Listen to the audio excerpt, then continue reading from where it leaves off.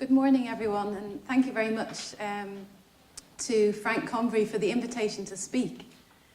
So my talk today is very much what if. What if we don't meet these challenges?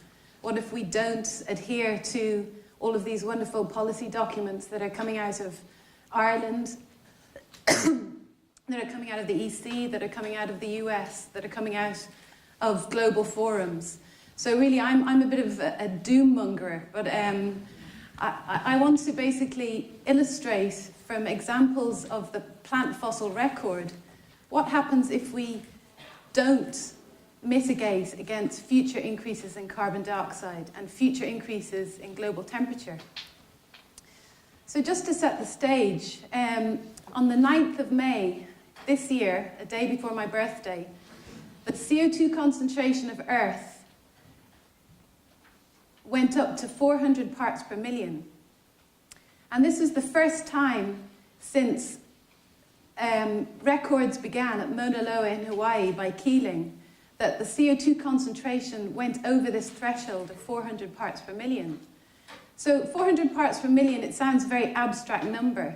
If you put it into a more familiar form as a percent, it's only 0.04% of the atmosphere. So I suppose we have to ask, as scientists and interested citizens, what's the big deal about this little molecule, CO2? It's such a tiny component of the atmosphere if you put it in the context of atmospheric oxygen, which is 21%, or atmospheric nitrogen, which is over 70%. So why is it that this molecule gets all the press and it gets all of the conventions and policy documents? And of course, everybody in this room knows it's because it is a powerful greenhouse gas. It has the potential to trap radiation from exiting the Earth's atmosphere. So it has the potential to warm global surface temperatures. So to put the 400 parts per million into a historical context, why is that so high? Why should it be getting press coverage? And in actual fact, it didn't get a lot of press coverage, which was quite disappointing. Well, if we consider in terms of the evolution, the timeline of Homo sapiens, our species, 400 parts per million is higher than any time during the entire evolutionary history of our species. And 400 ppm is a higher concentration than during the whole evolutionary history of our genus, Homo.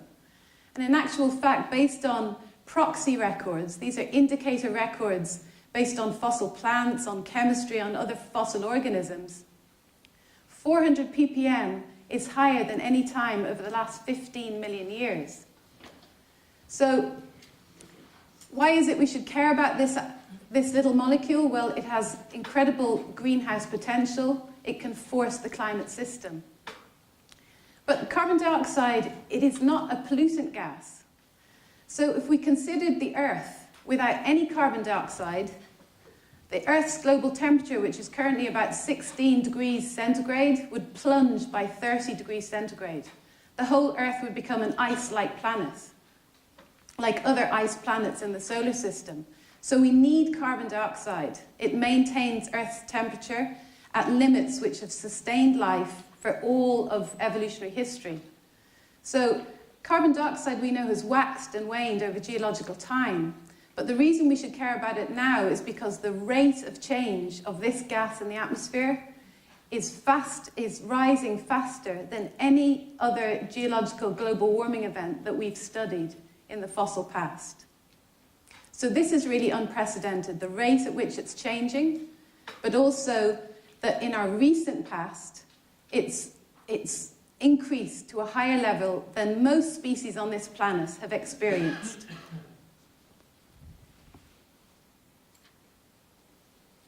So if we look at the data, and for me, I always tell my undergraduate students that this is probably the most important data set that has been gathered for environmental science. And it was initiated by Keeling in America, who had the foresight at the time to establish a continuous monitoring of carbon dioxide in Mauna Loa, Hawaii. And we can see here that carbon dioxide levels have increased monotonically over this interval. Everyone in this room knows that we're the cause. We're burning fossil fuels and changing land use, and this is why carbon dioxide levels have increased. Now, if we look at the power of the biosphere to sequester carbon, it's the red wiggle on this graph. So every year, the entire northern hemisphere can sequester a tiny portion of the amount of carbon that we're releasing into the atmosphere. And if we put this into a more personal scale, rather than looking at the evolutionary history of our whole species, I'll put my own personal trajectory on here. I was going to try and find some terrible photos of me from the 70s, 80s, and 90s, but they were too embarrassing, so I just selected a few. So I was born in 1972. Carbon dioxide levels were 320 ppm. By the age of 9, even though I look like a boy, I'm actually a girl there, carbon dioxide levels had reached above 330 ppm. Now, if I jump forward in time to when my daughter was born, and when she's 9 years old, so the carbon dioxide level in my first 9 years of life had increased by 11 parts per million. My daughter's first 9 years in life had increased by 16 parts per million. So we can see that the rate of change is accelerating unless we adopt these low-carbon economies in the future, as our previous speakers have been speaking about today. So what's in store for our future? When my daughter is my age, 41, the CO2 concentration will be approximately 462 parts per million. When her daughter is 41, it'll be 522 parts per million. And under the worst case scenario, by the end of this century, CO2 concentrations will be higher than 900 ppm. This is under a business as usual scenario. They'll only reach 500 ppm if we adopt these low carbon strategies for the future. So what I want to do for the remainder of my talk is look at some of these concentrations and try and put them in a context. Do we know anything about CO2 in the geological past? What are the CO2 thresholds that cause biological systems to go beyond a threshold? And really what I want to do is look at what are the biological consequences of not mitigating against future increases in carbon dioxide?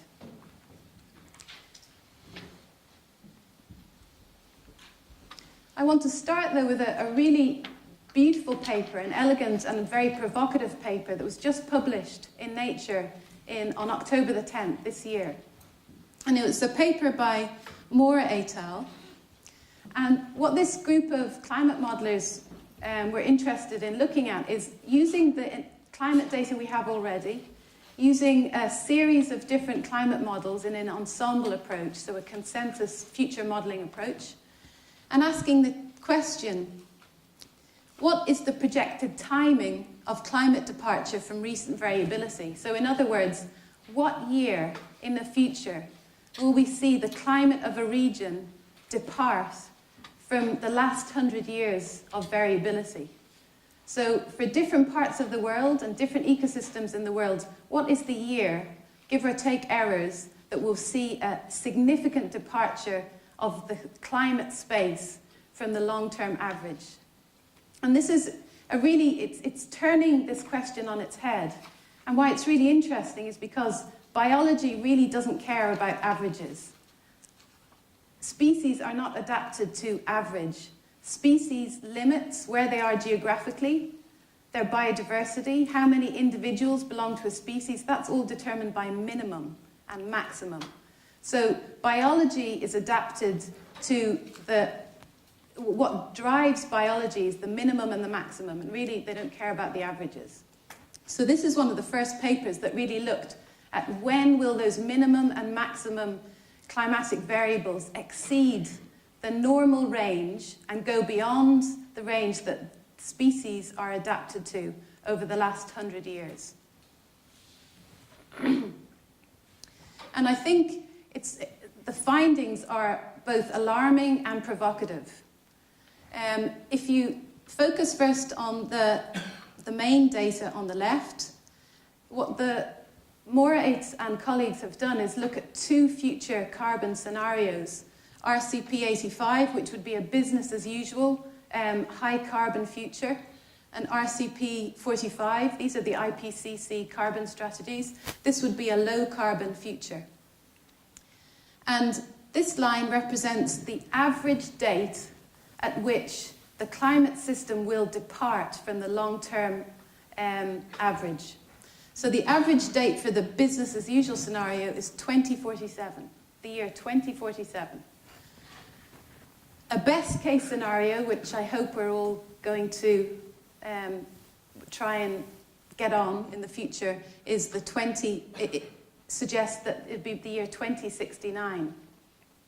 But what's really interesting for me as a paleobotanist, someone who studies the deep geological history, is that there's significant differences in biological responses. So if you look at marine birds, this group of organisms seems to be particularly resilient in terms of its adaptability or capacity to be resilient in the face of climate change. So it seems that marine birds won't be affected till well after the average date. But look at coral reefs. Coral reefs are going to be influenced as a biome much sooner. And my organism, plants, it looks like they're also going to be influenced sooner by this climate departure. So the question is, for me, how robust is this modelling exercise? It's extremely provocative and alarming, but it is a model, and we have to add further data to this model. So in my research lab in UCD, what we do is we look at intervals in the deep geological past, and we try and assess what were the biological consequences of global climate change in the past. Can we identify thresholds of CO2 beyond which species cannot adapt and beyond which we see extinction of different organisms? Just to put this into a personal context again, the year 2047, if we continue under a business as usual scenario, my lovely little daughter will be 43. So that's not so far away. And I suppose I want to ask, what will the world look like? What will the makeup of world ecosystems look like? What will the biodiversity look like? Will we be reaching climate thresholds? So the way we address this question is we look at the deep geological past. We look at fossil plants, which have been present before, during, and after global warming events, driven by geological processes. And we assess, first of all, how did carbon dioxide levels change across these events? And how did changes in climate and atmosphere impact biological organisms? Because we're working with fossil plants, many fossil plants have this incredibly long, deep fossil record. So we have species like this ginkgo biloba, which is very closely related and almost morphologically indistinguishable from this 187 million year old fossil ginkgo that's peeling off the rock of a sediment that we collected in Yorkshire. So how do we reconstruct CO2 in the geological past? Well, we have a very simple proxy. We look at the number of stomata on the leaf surface. Because stomata on leaves are at the interface between the biosphere, the green, and the atmosphere, they control CO2 uptake against water loss. So when carbon dioxide levels are high in the atmosphere, plants develop fewer stomata. This is a benefit because they lose less water, so they become more water use efficient, but there's no cost to their photosynthesis or biomass production. Conversely, when CO2 concentrations are low, we see plants develop more stomata because there's a carbon cost. They need greater numbers of stomata to get the carbon they need for photosynthesis. The cost is that they lose more water. So I'm going to show you some examples of where we've applied this proxy. We've very simply looked at the number of stomata on fossil leaf surfaces.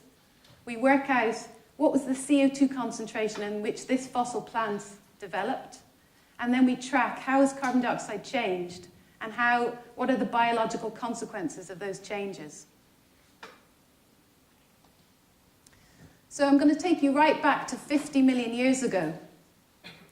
On a worst case scenario for our carbon future, this is where we're heading.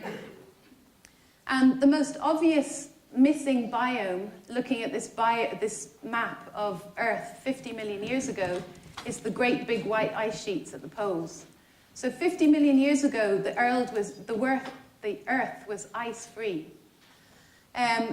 Beautiful work in ODP cores from a Utrecht group in collaboration with American groups. They've looked at the ocean salinity and what organisms are present in the Arctic Ocean 50 million years ago. And it seems that the Arctic Ocean was more pond-like. It was capped in fresh water, and it was teeming with a freshwater fern called Marsilia. On the shores of the Arctic, from fossil plant finds, we find forests of metasequoia, which today you find in China. So the poles were forested 50 million years ago. The Earth was ice-free. Carbon dioxide levels, based on our current understanding, were higher than 600 parts per million. Another interesting feature is these colours represent the different global biomes. And a big distinction between the biomes of the Eocene and today is that there are only 5 different global vegetation biomes in the Eocene. Today there are 9. And the reason is global temperatures were higher. The temperature gradient between the equator and the pole was shallower. And when you have a shallow equator to pole temperature gradient, you have less climatic distinction between the equator and the pole, and you've got a more globally equable world.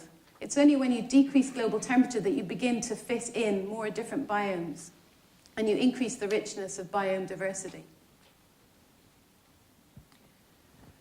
If we looked at fossils, bringing this back home, coming away from the Arctic Circle, if we looked at fossils from the south coast of the UK, from the coast of France, and if we could find plant fossils for Ireland, but mostly Ireland was underwater, we have mangrove swamp, subtropical mangrove swamp, fringing the coast of France and the UK and Ireland. So this is what Dublin, coastal Dublin, would have looked like in the Eocene. So a very, very different vegetation and a very different climate. Now, if we step back in geological time to 95 million years ago, we've worked on fossil plants collected in Utah, and this is work in collaboration with Northwestern University in Chicago. We've tracked changes in carbon dioxide before, during, and after an event known as the Cretaceous oceanic anoxic event.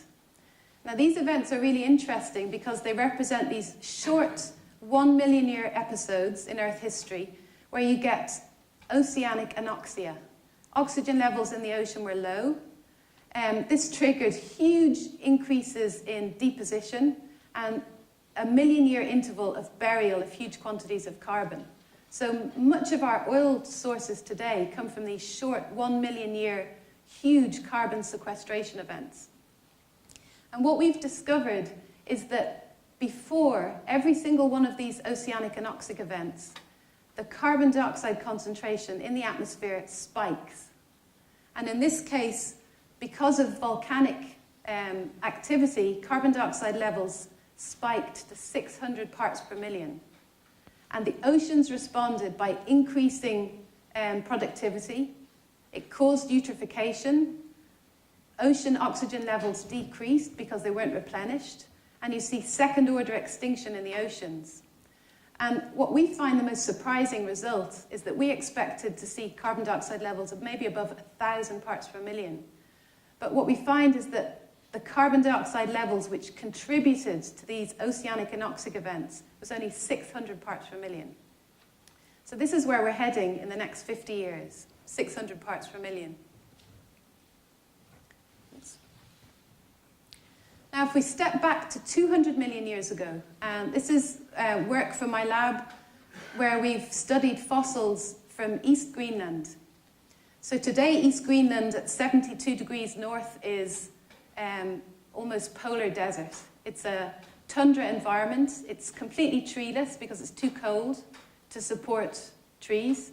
It's very low biodiversity, and really spring, summer, and autumn is in the month of July. So you have to do your fieldwork in July. And these are the type of fossils that we're digging out of rocks from East Greenland. They're beautifully preserved.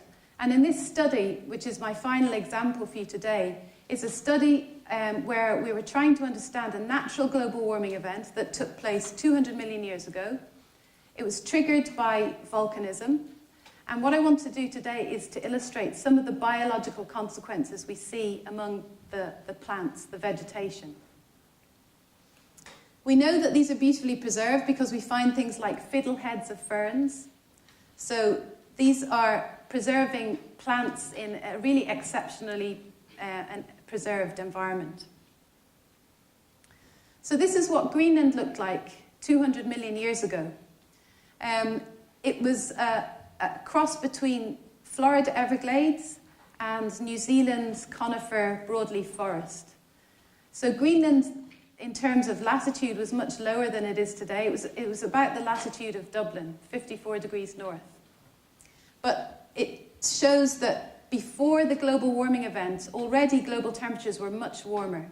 Carbon dioxide levels were about 1,000 parts per million, so they're much higher than the modern atmosphere or where we're going. As CO2 concentrations increase by 500 ppm, what we begin to see is destabilization of the natural ecosystems. You begin to see loss of some genera. We have evidence that the plants were avoiding the new climate regime by migrating. So you get waves of migration moving from low latitudes to high latitudes. And this is an expected result. We're already seeing this in the last 50 years. We've seen many different species move, perhaps 10 miles north, 20 miles north, a whole biome north. But this is an expected ecological response. So the plants were adapting by migrating. And in this case, biology liked to stay in its climate envelope. It didn't like to adapt and stay in the new climate regime. It responded by moving further north and maintaining the climate envelope to which it was adapted. As you increase carbon dioxide levels further by 1,000 parts per million, you see complete ecosystem collapse. Whole families, such as this little seed fern here, go extinct. On land, you see 50% extinction of terrestrial vertebrate animals. And you see an 85% species level extinction. But this is with an addition of 1,000 ppm. So luckily for us, it's going beyond where we hope to be in the next century. But there are ecological lessons we can learn from studying these events in the past. During the peak of carbon dioxide rise, when carbon dioxide levels were 1,300 ppm higher than they were before the global warming event, you don't see a dead world, a bare earth. So vegetation responds. Biology is very adaptable. So some species migrated to new habitats, but other species took an opportunity. They were pre-adapted to the new conditions. And the new ecosystems we see, and this is based on our fossil data, is a fairly treeless vegetation, so we lose the woody parts of the vegetation, but ferns proliferate. So all of these ferns, about 5 different evolutionary groups, they absolutely proliferate. Another ecological, I suppose, observation is that as climate changes, as the global climate got warmer, the generalists did very well. They expanded. So any organism which is biologically general, it doesn't need other organisms to complete its life cycle, they proliferated. Whereas the specialists that need another organism for part of their life cycle, perhaps an insect for pollination or a dinosaur for dispersal, they suffered greatest in terms of extinction.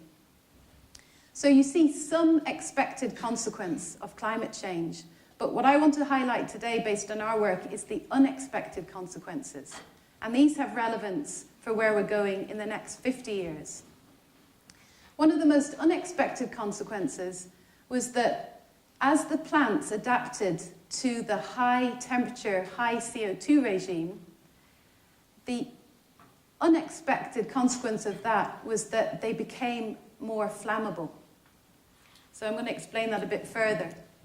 So if you look at the fossils, this is a reconstruction of one of the ginkgos in the Triassic.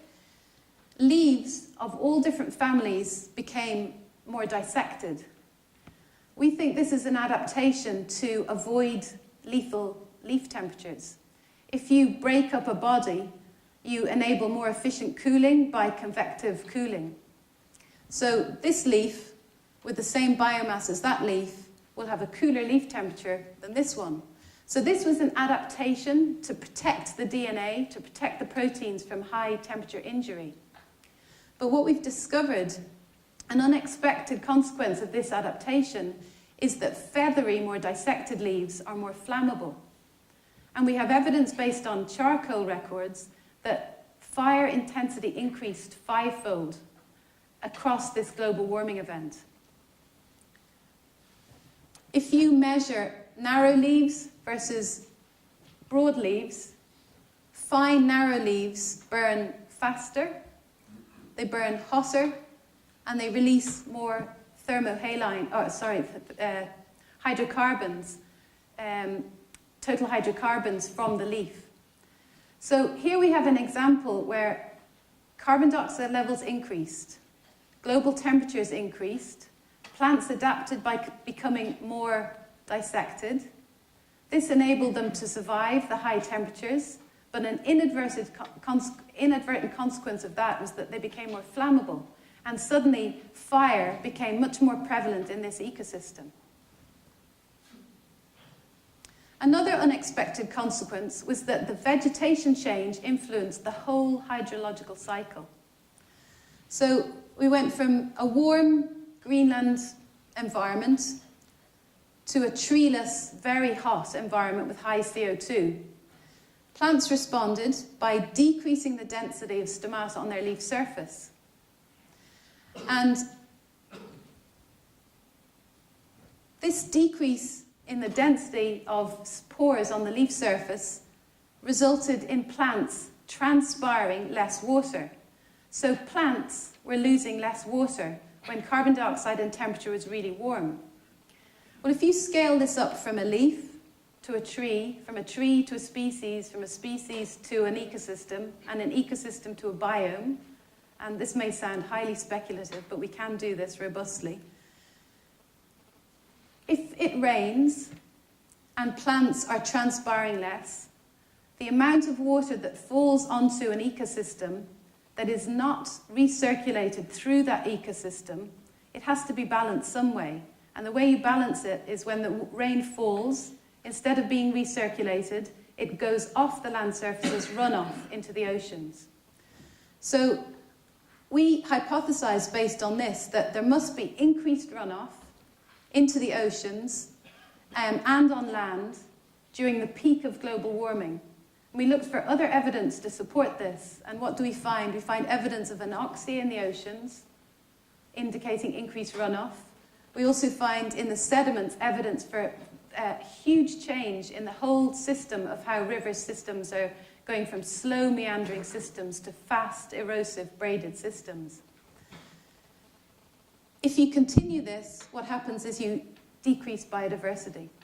So this finding was highly unexpected. Here's another example where plant adaptation to increase global temperature had a feedback effect on the whole hydrological cycle. That feedback effect enhanced local warming, and it also impacted oceans via changes in runoff from land into the ocean system. So rather than leave you with doom and gloom, which I always seem to do, is we, at the Triassic-Jurassic boundary, we find unexpected consequences, such as increasing in fire prevalence and increasing runoff from land.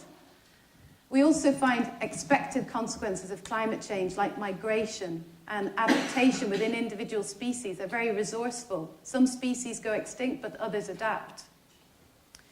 We know from all the work we have done that there is one certainty, and that's that if you influence one part of the Earth system, and there are 4 parts, the atmosphere, the biosphere, which would be all biology, the cryosphere, which is rocks, the hydrosphere, which is water. If you influence one part of the Earth system, because all of those components interact, you will have a knock-on effect on all other parts. And you may be able to see some expected consequences that you can model and predict. But I think what is more concerning is that you get unexpected consequences, some of which are disproportional to the original pushing factor. And we know that geological time will bring the whole system back into a steady state. But I suppose for the purposes of this conference, we don't have the luxury of geological time. So if we consider the lifetime of a human, 80 years, hopefully, if we consider the lifespan of an individual species, let's say 2 million years, we really don't have the luxury of geological time to sequester all of this carbon we're pumping. So I suppose I want to leave you with the challenge is that we really have to address this in the future, and we need to mitigate against future increases in carbon dioxide. We really don't want to wait until we pass the threshold. So thank you very much for listening.